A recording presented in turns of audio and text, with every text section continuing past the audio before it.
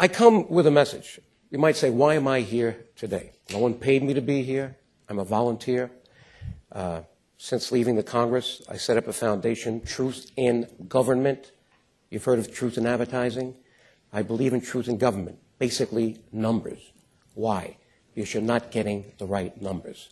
That's the trip I'm going to take you on today, but I'm going to put it in the context of our economy and why it should matter to you, because we're spending your money.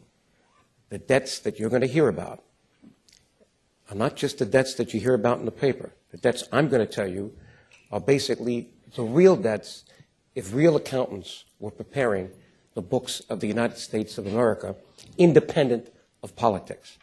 The trouble today is that politics is trumping everything, and that whoever is in charge, the numbers are made, in effect, to make them look better than what they are. This is the crisis we face. Here is my image for you. I didn't come here to educate you. You're already educated about a lot of things. I came here in part to inform you. But I really came here to wake you up. This is your country. This is your future. This is your money. And that bomb is ticking right now. And the key word on that chart that you'll hear coming up more and more in this country is unsustainability. What is fiscal unsustainability? Fiscal unsustainability is the inability to borrow the money that we're spending, that we're not raising, and paying off debts that are not recorded on the books in the future so that we can continue serving the public. At some point, we run out of money. Now, what's ticking about that bomb today? It's the interest on the national debt. You have right now a rigged Federal Reserve System. They have artificially reduced the interest rates to zero.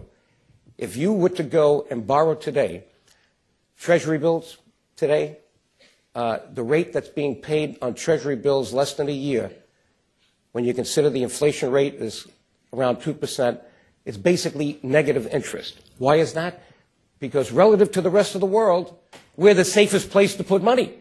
So people are willing to put money in our Treasury bills and not get anything on it as long as they know it's secure and they're waiting for something to happen. So we have a Federal Reserve which is so frightened about where we're going, because they don't know where we're going. We are in uncharted waters. No one can tell you where we're going today. What is this slide telling you? It's telling you that we went nowhere for 10 years. This is a job slide. There's 138 million jobs in 2001. Where are we today at the end of 2011? 139 million. This is why we're in trouble today. We lost a decade. Now, why can't I tell you where we're going? Because every month those numbers come out, we don't know yet whether or not that good spike we had last month and the month before is going to last. Are we going to go back to 9% unemployment? And there's some things that you don't see in those numbers that smart people like you should know about. You might say, Professor, that the unemployment rate is 8.5%. But many people are saying the underemployment rate, because many of those people have jobs paying much less than before and are on temporary employment, is somewhere around 12%. And if you add back the people who got so disgusted looking for work that just withdrew from the workforce and therefore are not in the numbers, some people are saying the unemployment rate is well over 15%. Ouch. I mean, if those numbers are for real, that means if we come back as an economy, some of those people may jump back into the job market, and then you're not going to get that employment rate down as fast as you think. So we got a lot of building to do here in America. This is the Fed. This is M1 and M2, okay? Look where it went. Forget about 1960, 2000 to 2010. That is the Fed printing money. That's why Ron Paul has such a good following. He's a smart guy. There are many things he's saying that I like, including audit the Fed. Why can't we audit the Fed? Right now it's a black box. We still don't know what the Fed's balance is. They're starting to tell you that it's kind of like $3 trillion, but some people say it's way more than that. So why shouldn't we have an audit of the Fed so we know what did the Fed print and what's on its balance sheet right now with all this quantitative easing. What is that quantitative easing? That's money being let out there for people to use, hopefully to create employment, economic growth. But a lot of it has been done very inefficiently. A lot of that money, as you know, went for the bailout, about $1 trillion worth of it. And people are saying today it didn't go to the right place. It went to the banks. And the banks, what they did was they gamed us. They took the money, invested it in treasury bills. They got it at 0.25% at the discount window, 0.25% interest. They borrowed, and they're investing at 2%. And they're showing their earnings going up. Come on. That's not why we had a bailout. But look how far we drove up the money supply. Okay? Was it necessary to do? Yes. Without that, we could have had one of the biggest recessions, if not a depression. We know we've had the largest recession since 1932. There's no question about that, economic downturn. Could it have been worse? Probably. But, hey, where are we going? When are we going to stop this kind of, what is it called, price control? The price of money is interest. You probably don't remember Richard Nixon. He had wage and price controls. It took us years to get out of it once we did. Once you let the markets back to do what they have to do. How long is it going to take for the Fed to allow the markets now to set interest rates and not artificially set by the Fed? But did we need it? Yes, we needed that intervention. Fiscal policy. Here it is. The deficit that we're showing is $1.27 trillion. This is the deficit for this fiscal year. Very timely. It was just announced yesterday publicly. I got this before because they were talking about what they were going to announce. But frankly, when you look at the numbers individually, except the big ones, I don't think you can pay any attention because I don't know what the political process is going to give us in terms of cuts on entitlements, in terms of tax increases. Right now, you have a politically oriented budget given out by the President of the United States, and obviously you're going to hear him saying that he's got to balance the books or at least hold the deficit down to $1.3 trillion. So this is fiscal policy. We use two things to affect the economy. One, monetary policy, that's the Fed. The Fed is totally independent. Right now it's not being audited, and I hope it's not subject to politics. I think Bernanke is a pretty honest guy, but so is Greenspan. And what did Greenspan say at the end of his thing? I made a mistake. I forgot about human nature. I didn't think that people would do that to each other and put people in houses they couldn't afford, and therefore now we've got this big problem. His whole deal was to keep inflation down. He did. But he didn't realize there was another demon in the system, and that was the politics of putting people in houses, getting their votes, but a lot of them didn't have jobs, couldn't pay it back, and now we're stuck with a big mess that we got to clean up. And that was the Community Reinvestment Act, by the way. There was a law that created that. Okay. These are the deficits since World War II. Okay? You don't see much going above the line. Now, remember the Clinton's always claiming, I balanced the books 4 years in a row. There it is. Actually, it was, I think, 3 years. But it may have been 4. Okay. There it is. Late 90s, early 2000s. Those are the Clinton years. But that's a lie. Because if you were to add back the surpluses, if you were to take out the surpluses from the trust funds, you would have real deficits. But even that would be a lie. Because they should be using generally accepted accounting principles in the budget process. What does that mean? The accrual system. Right now, the budget process is totally based on cash flow. If I have it in my hand, it's part of my assets. If I, pay it out to you with a check, it's an expense. No, that's not the accrual basis.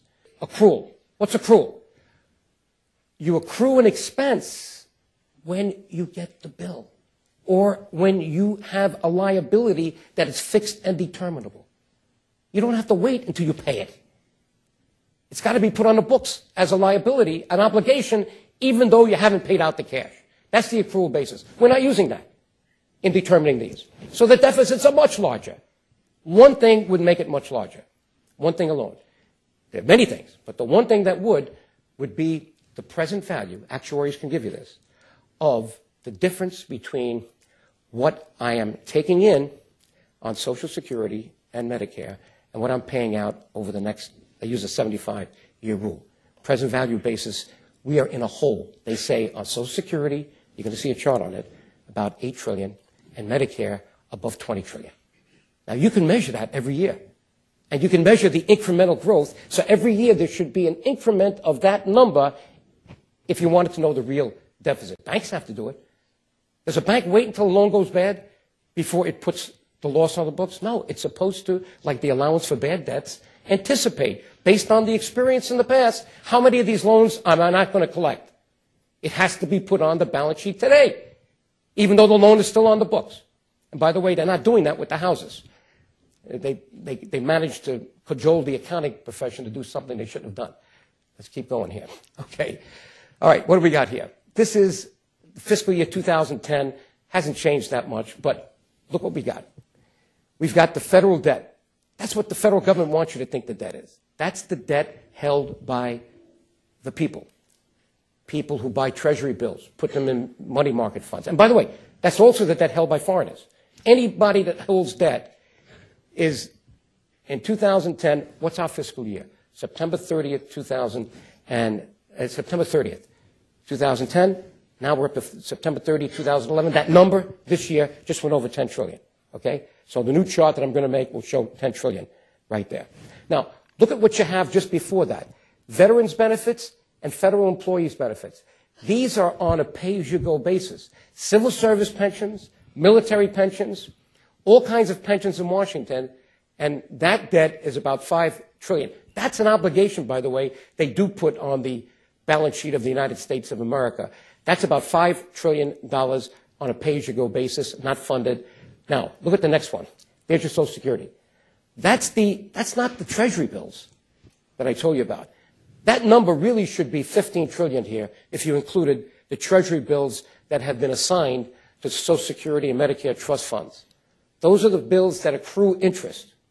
You don't pay it out till you pay out the benefits. So that number is not in that number you saw before on the chart that said interest expenses. Let me see if I can go back there just for a minute.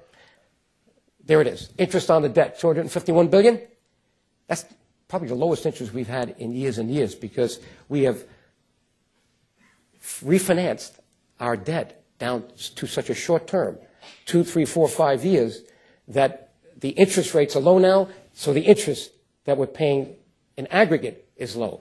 But that does not include the interest we're accruing for the Treasury bills that are in the Social Security Trust Fund.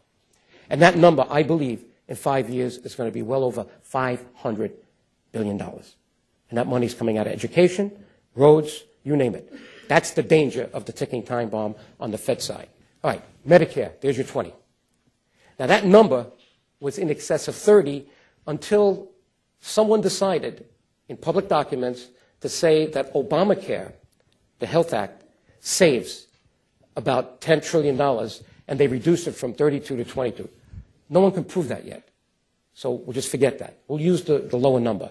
We'll give the administration the benefit of the doubt. I don't believe it. We're going to see what happens. What's this Medicaid? And look at the wheel. It's different. Why is that different? Medicaid is basically administered by the states, but half that money comes from the federal government. Okay? A lot of it comes from the federal government.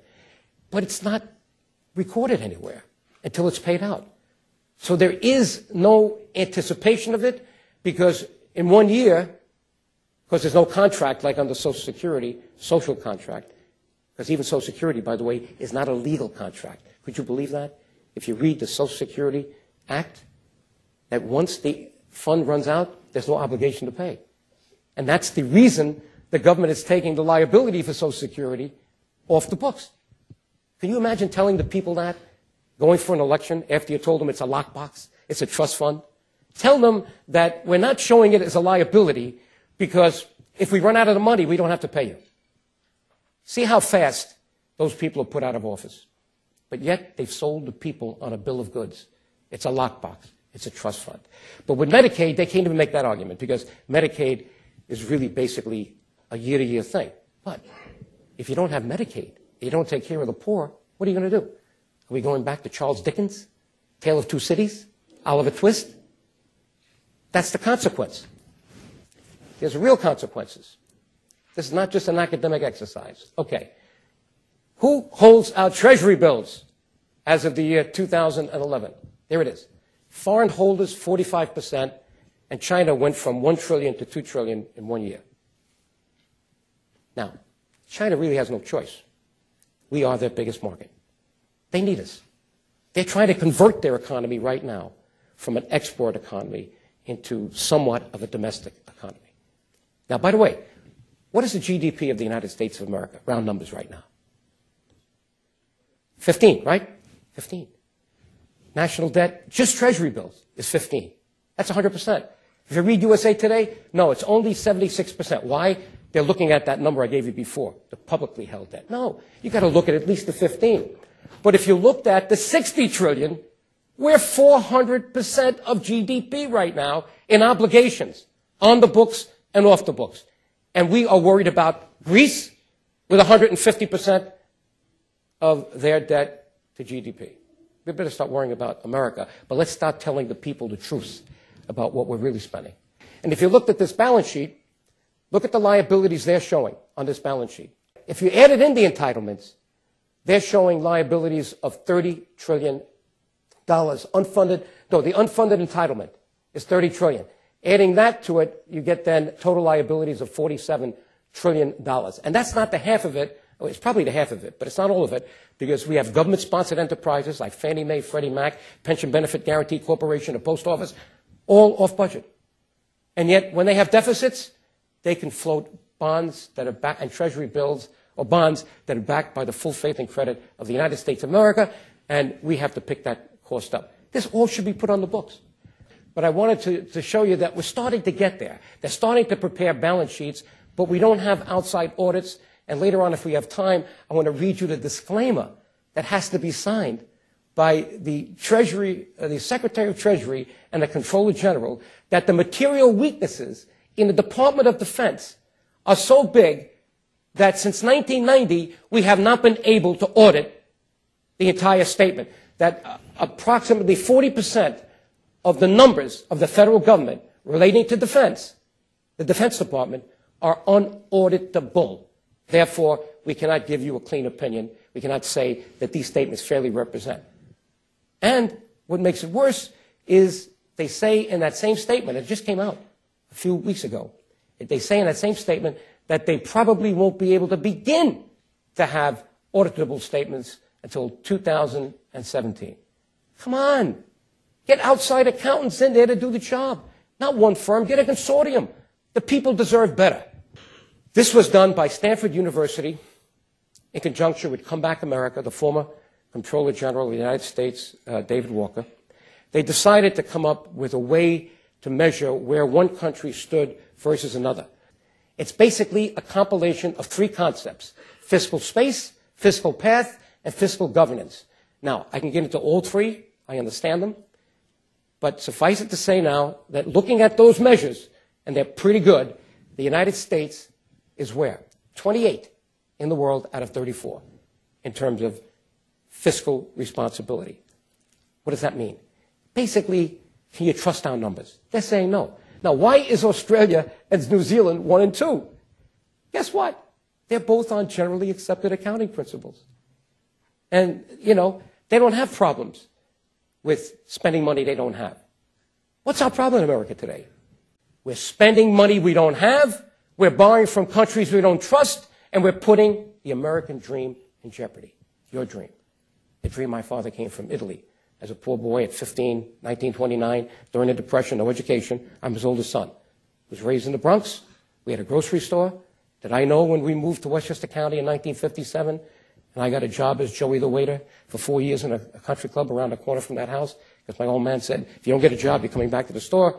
Did I know I would be the congressman for that great county? No. But that's America. You got to think big, and you got to work hard. But you got to be empowered. And you got to be empowered with information. Going to this school has put you above many, many people in this country. Don't lose that edge. Okay, rethinking the role of government at all levels. Okay, you could read it. What's the federal government? What's the states? And what's subsidiarity? And why is that accountability? Why am I a small government conservative? Because I've lived my life as a fiscal. My father wouldn't spend a dime unless he had it. When he bought that house in Westchester County in 1957, I went with him. I was 16. We had to go to all the banks to get the cashier's checks from the savings accounts that he had. He wouldn't even think of getting a mortgage. Now, look at America today. Everything is, look at some of your families. Look at your credit cards. A lot of people are living where the minimum they're paying is the interest on the debt, one step away from bankruptcy. May not be your families, but maybe some of your friends. We've been seduced into thinking that we could spend money we don't have. Sooner or later, it comes back to haunt you. And basically, why am I a small government conservative? Because you can control things when they're in your hands. The federal government is too far away. Sure, it needs to have national security, an army, the environmental issues, a lot of issues. The states can't replace the federal government. But if the states can handle things like education and other things, we can then control it better. You might say, where's the states going to get the money? Let them raise the taxes.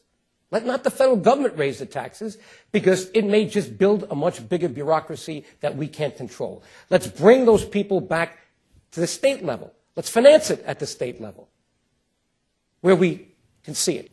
What is subsidiarity? Basically, the concept of subsidiarity is don't let the federal government do what the states can do. Don't let the states do what the cities and localities can do. Bring government closer to the people where it can be controlled. I don't care what your party is, that has to be common sense. Okay, the way to save America.